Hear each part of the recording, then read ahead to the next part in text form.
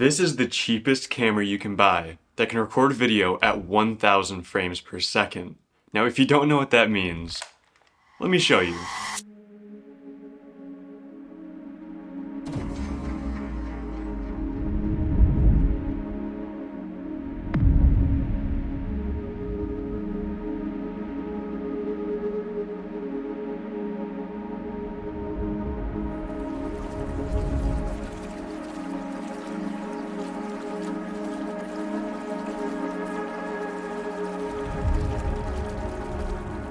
But the question is, what camera even is this, and how much does it cost? Actually, let's try something real quick. Go down in the comments right now and take a guess what you think the cheapest 1000 frame per second high-speed camera costs. Please don't cheat, just go ahead and leave your guess right now, and then you can go back and see if you're right or even close at all. Because if you didn't know, most professional high-speed cameras can literally cost tens and tens and tens of thousands of dollars.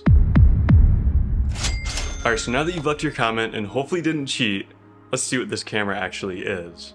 So like I said, most professional high-speed cameras or slow-motion cameras, if you didn't know, those two terms are pretty much interchangeable. A high-speed camera records at really high frames per second, which obviously means slow motion. So if I say high-speed or slow-motion camera, they're pretty much both interchangeable. It's the same thing essentially. But most professional high-speed cameras are tens of thousands of dollars, like towards the higher end of tens of thousands of dollars. And even if you go on Google right now and search up budget high-speed camera, you're probably gonna come across the Kronos cameras. And so this is a somewhat new brand that makes budget high-speed cameras. And so they make the Kronos 1.4 and the Kronos 2.1. And so the Kronos 1.4 can record 1080p video at 1000 frames per second, which is what the footage you've seen was, 1080p at 1000 frames per second. And the Kronos cameras are legitimately budget high-speed cameras. I mean, they're about a tenth of the price of the highest end high-speed cameras. But the Kronos 1.4 that can shoot 1080p video at 1000 frames per second still comes in at about $4,500. Now, I don't know about you, but for me, spending $4,500 on a specialized camera, like it's not just a regular camera that can also record high-speed video, it's a dedicated high-speed camera. $4,500 for that isn't really realistic for most consumers that just want to mess around and have some fun with high-speed video. But what if I told you that the camera I'm talking about today is 1/10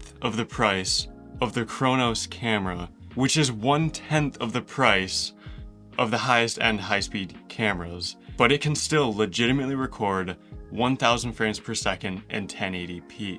Okay, I promise I'll stop hiding this camera from you. I'll tell you exactly what model it is and how much it costs right now as soon as you hit the like button on this video. While you're doing that, let me grab the camera.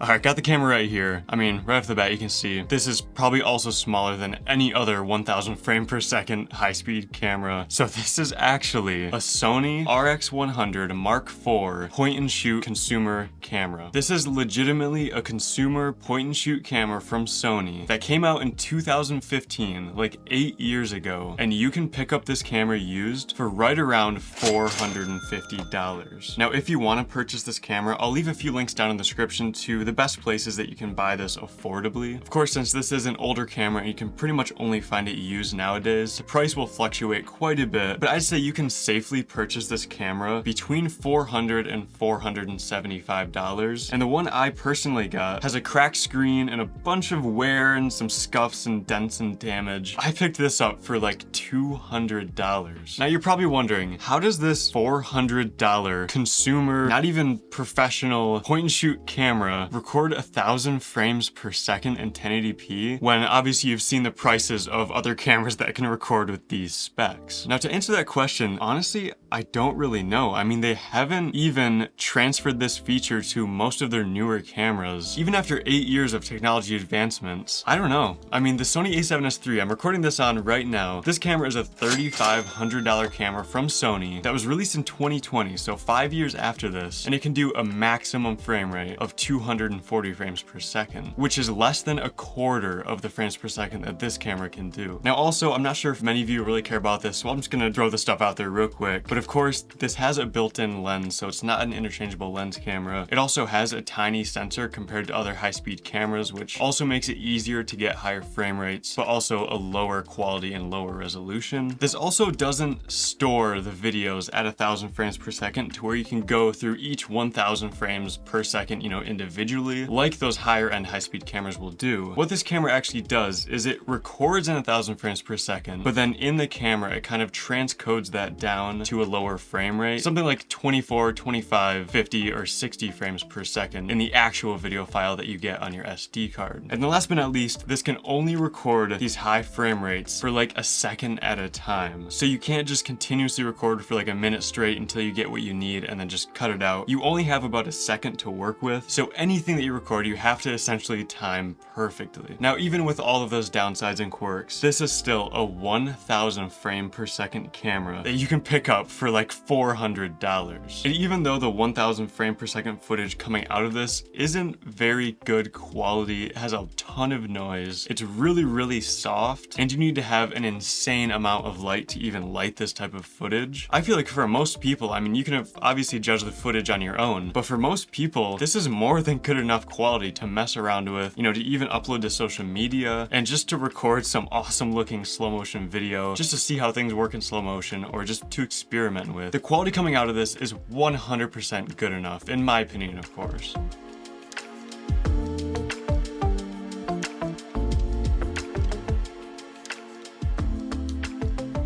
And best of all, this is a legitimate point and shoot camera with a 24 to 70 millimeter equivalent lens. It can take pretty good quality images, good quality regular video as well. It can fit directly in your pocket or in the palm of your hand. I mean, if you have the budget and you want to play around with super slow motion video, this is honestly a no-brainer. Now, like I said, I will leave links down in the description if you want to purchase this, and some of those might be affiliate links. So if you did purchase this camera through those links, it would really, really support me and help me make videos like this in the future. And it'll also cost you no extra money. So if you do want to purchase this camera, please consider going through those links. Otherwise, just search up on Google or wherever you buy your used camera equipment. Just search up Sony RX100 Mark IV. So that's kind of the rundown on this. I mean, obviously this isn't a review. I just wanted to introduce this camera to you so that hopefully you can get this and mess around with some awesome 1,000 frame per second footage. Now, maybe I'll make some more videos about this in the future, or maybe I'll try to even get my hands on a Kronos high-speed camera. If anybody from Kronos or anybody that has a connection with them is watching this, please feel free to email me. That would seriously be amazing if I could test out one of those cameras and make a video about it for you guys. But either way, definitely subscribe and stay tuned, and like this video if you want to see more high-speed video cameras in the future. But that's pretty much all I wanted to talk about in this video. Like I said, if you enjoyed this, please consider liking it, leaving a nice comment, and subscribing to my channel. It'll really help push this video to new audiences. But that's it from me. I will see you in the next video.